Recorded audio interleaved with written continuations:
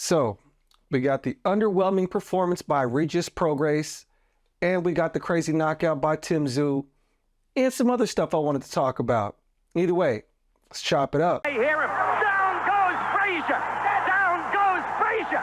Hey, what's up with it, fam? It's Hot Boxing Minute, your favorite pharmaceutical engineer, turned boxing analyst, back at you with that uncut realness as only I can bring it to you. And what an interesting weekend of fights we had. I thought it was going to be a rather humdrum, uneventful weekend of fights.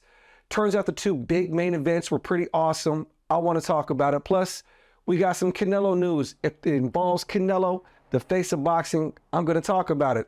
Like it or not, y'all, I'm going to talk about it. So, either way, let's go out there to Australia. Out there at the Gold Coast Convention Center in Broad Beach.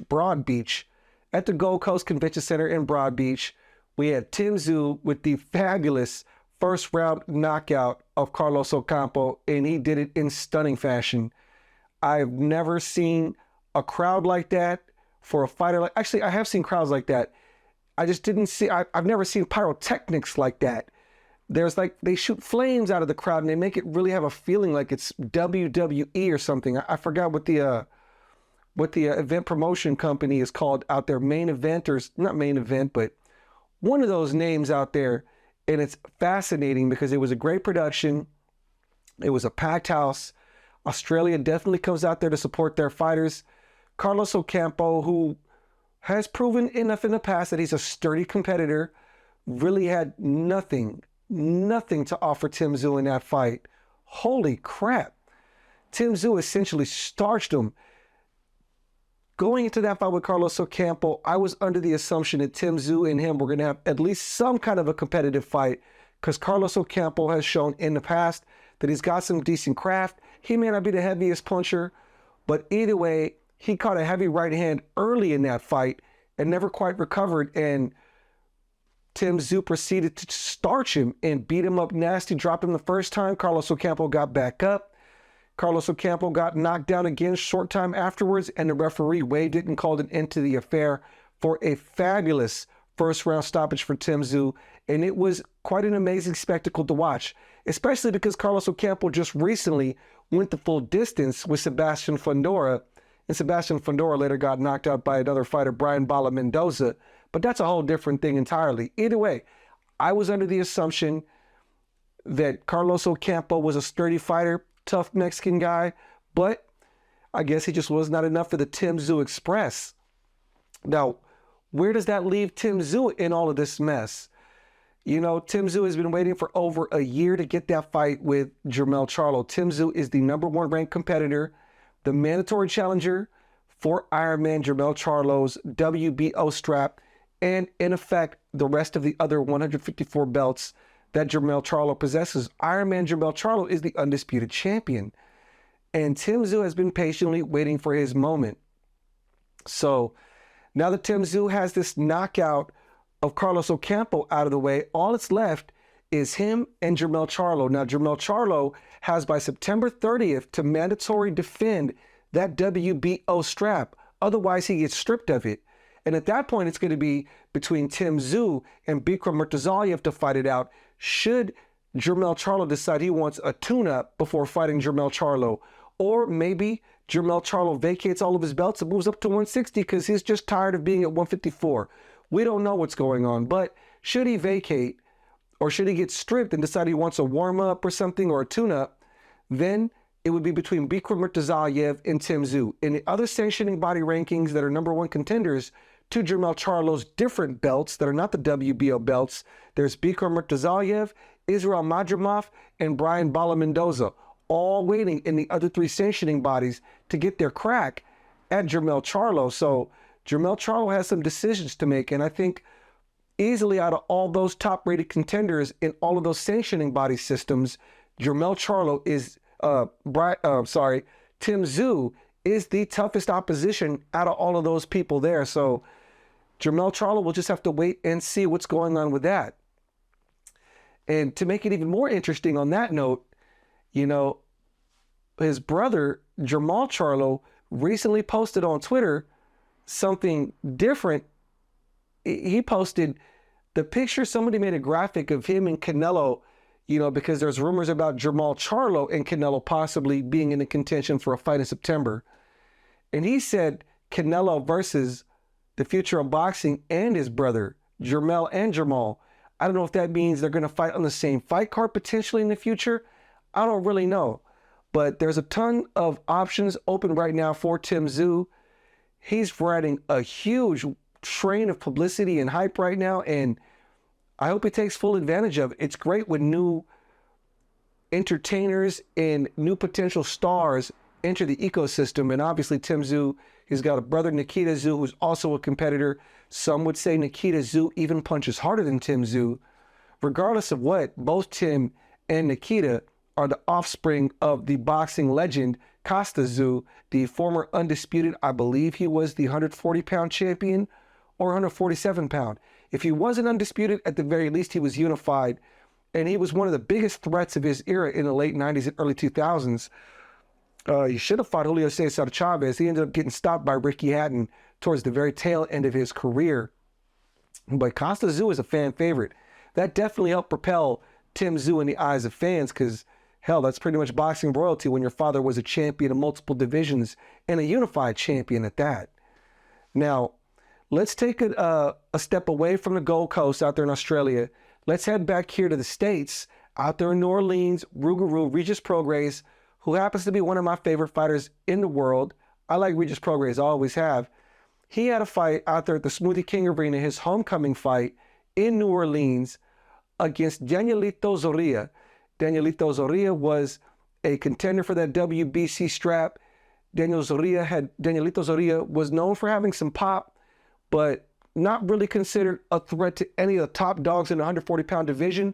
But Danielito Zorrilla was solid enough. Regis Prograis and Danielito Zorrilla had the most uneventful, anticlimactic 12-round fight I've ever seen. It set a record. They threw 84 total punches. 84 total punches landed during the course of that fight, which breaks the previous record of 91 that was set by that super snoozer of a fight involving Guillermo Rigondeaux and John Real Casimero. If I'm not mistaken, that was a couple years ago. So the fight was horrible. The fight was horrible. It's very difficult to make out what happened or what went wrong in that fight with Regis Prograis and Danielito Zorrilla. Either way, the correct person won, I believe, Regis Prograis. He got a flash knockdown in the third, which definitely helped his case. The cards were all over the place. 118, 109, 113, 114, 117, 110. That's indicative of a fight that was very difficult to score. When those scores are all over the place like that, it was very clear Regis Prograis had a hard time cutting off the ring. And it was also clear that Danielito Zorrilla had no desire to engage in the pocket with Regis Prograis, which is very odd because Danielito Zorrilla has power. But Zorrilla was essentially on his bike running, a la Guillermo Rigondeaux against John Real Casimero, in the same kind of manner. So they both look horrible in that fight. And of course, all the top dogs in the division are now looking at Regis Prograis. So, you know, he was later on seen on a video call with Devin Haney, who is the undisputed champion at lightweight, as we all know. Bill Haney was at the event. Clearly, he's scoping out Regis Prograis because there has been some talk about Regis Prograis and Devin Haney linking up for a fight in the 140-pound division. And if I was Devin Haney and I was watching Regis Prograis' footwork and clear inability to cut off the ring against Danielito Zorrilla, I would be licking my chops. We all know Devin Haney has great feet, great footwork, great defensive skills, and of course his jab. And if Regis Prograis were to move like that in a fight against Devin Haney, oh, I would favor Devin Haney. Otherwise, aside from that performance against Danielito Zorrilla, I would otherwise have favored Regis Prograis based on his past body of work. But you know how the old boxing saying goes, you're only as good as your last fight. And that last fight against Danielito Zorrilla left many people wondering.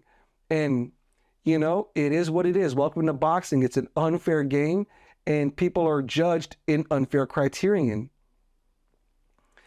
Now, I wouldn't be so quick to dismiss. How do I say this? Okay.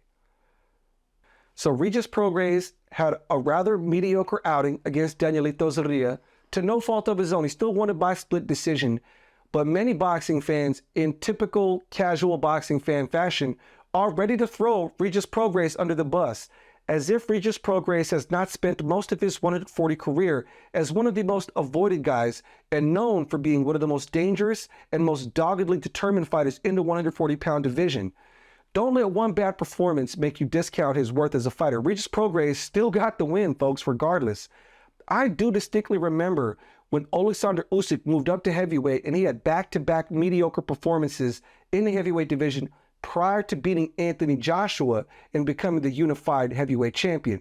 Don't forget about that. Many people were quick to dismiss Alexander Usyk after those wins. There's also Dimitri Bivol. Dimitri Bivol, prior to serving up to the boxing gods, Canelo and Zurdo, on a gold plate, he had 3 consecutive mediocre performances. He had a fight against Richards, fight against Umar Salamov, had a fight against Lenin Castillo, and this was all after the Joe Smith Jr. fight.